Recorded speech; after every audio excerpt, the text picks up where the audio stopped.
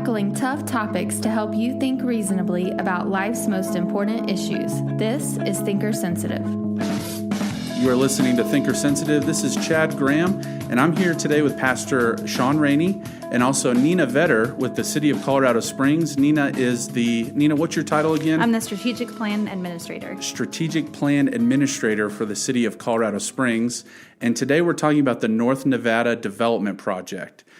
Pastor Shawn, why don't you start us out by asking some questions, and let's get this ball rolling here. Yeah, so we just finished our Lunch and Learn where Nina shared with a good bit of local businesses really just all the details and info about this North Nevada restoration project. One of the really cool statements that you said, Nina, and I want you to just kind of expand on this a little bit here for our podcast. You said about our city and our neighborhood that people want, that you want a clean, safe, walkable, attractive neighborhood. Tell us, how did you come up with those words, and what does that really mean? Sure. So the renewed North Nevada Avenue Master Plan project started in 2016. And we intentionally started by asking community members what they saw as the vision for the neighborhood. We didn't want to come in with some preconceived notion of what people thought would be success or what a neighborhood for them would look like. So our first question to them was, give us words and adjectives that describe your future of the North Nevada Avenue neighborhood. And we had about 900 people participate in that process. And all of those words and feedback got us to that vision statement of having a clean, safe, attractive neighborhood. That's awesome. I love that. One of the things, as I was just kind of talking to some local business owners, one of the things they were worried about in all of this is, what if they change my zoning? How would this affect me? You mentioned a lot about this, and you used a really cool word for that. So can you describe that for us? Sure. So we implemented a zoning overlay and design guidelines, which help guide the future of private development in the neighborhood. And oftentimes when you look at redevelopment of a neighborhood, you might think that it's heavily reliant on the city to make the improvements. But often private development impacts neighborhoods, maybe even more than the city can. That's right. And so we recognized that we needed a zoning overlay and design guidelines to help guide that future towards the master plan. And we did a zoning overlay so that businesses could continue to operate within their current space. And the overlay essentially applies if you're going to do redevelopment. There's some other categories as well, but really focusing on when redevelopment happens, how do we work with the private sector to make it happen in a way that reflects that master plan that the community worked so hard on? Yeah, so if something was zoned heavy industrial, you can overlay that with maybe there's going to be some businesses or residential or parks or other things like that, correct? Yeah, absolutely. So the zoning overlay allows more uses than we're currently allowed within existing zoning. So it actually opens up opportunities, then restricts them. Yeah. And then, did this have to be voted on by the people? Did it was just passed by the city council? How did that work? Sure. So in our community meetings, we brought forward the proposed zoning overlay and design guidelines to get public feedback. We also put it on the website as well. After receiving public feedback, we did bring it forward to the Planning Commission first, who recommended approval to our city council, who then approved both items earlier this year. So everything's been approved and ready to go. Absolutely. Awesome. Nina, how did the city come to focus on this one very relatively short segment of highway or previous highway to focus on in the city? I mean, of all the different areas of the city to focus on and start a redevelopment plan, what made North Nevada that place? Yeah, we've actually been talking about it for many years as a city. It's really a gateway to our city. I mean, it bridges UCCS, University Village, and kind of our northern part of town with our downtown and our beautiful old North End. So it's such a critical gateway to our city that we saw as an opportunity to really engage the community and drive a vision for what this area could be. So when you're prioritizing all the different projects in the city, I think you mentioned that there's some redevelopment going on in the southeast section of the city. How does the city manage all of those projects simultaneously? Do you have counterparts on those projects who are working in the same role that you are?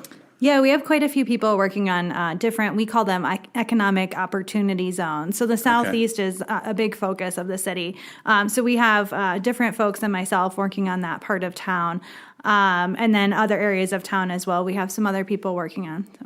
So these redevelopment zones and these opportunity zones, is this primarily a function of the mayor's plan for the city that kind of unfolds in these different ways, or is this a city council driven project? Who's really where does the buck stop here? I know you're the project manager. Where does the buck stop with these projects? Yeah, it's been a great partnership. I technically report up through the mayor's office, but really the driver of this actually was a collaboration between the mayor's office and city council representatives who, geographically speaking, represent this neighborhood. It actually spans 2 council districts, Councilmember Knight and Councilwoman Gabler, who've both been involved in this process. It's been a great partnership actually between the mayor's office and city council to get this going and to get these really important pieces approved as well. So when we were talking earlier today, you mentioned, a project like this with so many different layers and different aspects to it might take anywhere 5, 10, even 15 years to really see it all the way through. How do you ensure continuity with all these different moving pieces? If a city council member changes or if the mayor changes or something like that, how do you keep a project like this on the rails? Yeah, constant communication is so important. We have a number of departments who are involved in this project. I mean, this impacts traffic engineering, city engineering, our parks department, as well as obviously our planning office. So they all were involved in this process from day one. And we continue to communicate with them to ensure that they know what's been approved and how we want to move forward. And if we have any turnover, and at some point we will in the mayor's office as well as city council, it's obviously going to be a priority to make sure that they're aware of the plan and how we're implementing it moving forward. So you also mentioned how there's always these gaps in funding. There's always greater need than you have funds to meet those needs. And so this project specifically, how can the public think about ways of helping the city fund this sort of project? How can nonprofits like us as a church, how can we rally around the city and try to help make the funding happen for these kind of projects? Yeah, that's a challenging question. Yeah. But I will say that one thing that is really helpful in this neighborhood is to build a stronger sense of community. And that's one of the things that came out of our master planning efforts was hearing from the people living in this neighborhood, we need a stronger sense of community here. And we actually had a number of organizations come together and work with the city last summer to put together a party in the park in Flanagan Park in support of our rugby team. We had some local businesses participate. So events like that really drive community in this neighborhood, which is ultimately what we really want to see here. We want to encourage a stronger, healthier neighborhood. That's right. I mean, one of the things that we've seen from day one of opening up our church here is the need for that community. Nina, I know that you're a runner. You're training for a big 50K trail run. You talked about some trails and bike lanes and running trails. That seems to be another way that community can be established, but also practical ways for transportation. What are some of the plans for parks and trails specifically?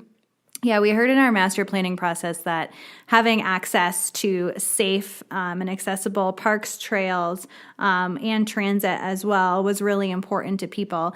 So in our transportation plan, we have provided significantly better access for cyclists, pedestrians, as well as some form of high-frequency transit that hopefully will be determined next year in a full study.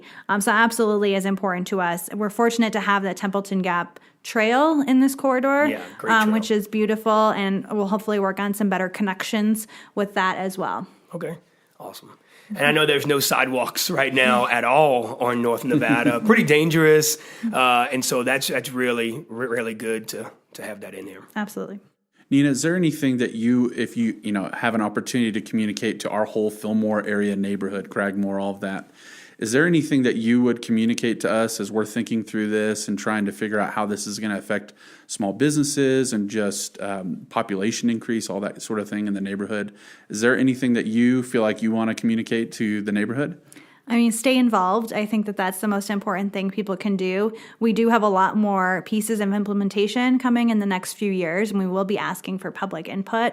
All of our upcoming meetings and public input is available on the website, which is coloradosprings.gov/renew-NNAV. So I encourage people to check out the website, check out the plan, and stay involved. And like I said before, I think getting involved in community and neighborhood events is really important in building a stronger community.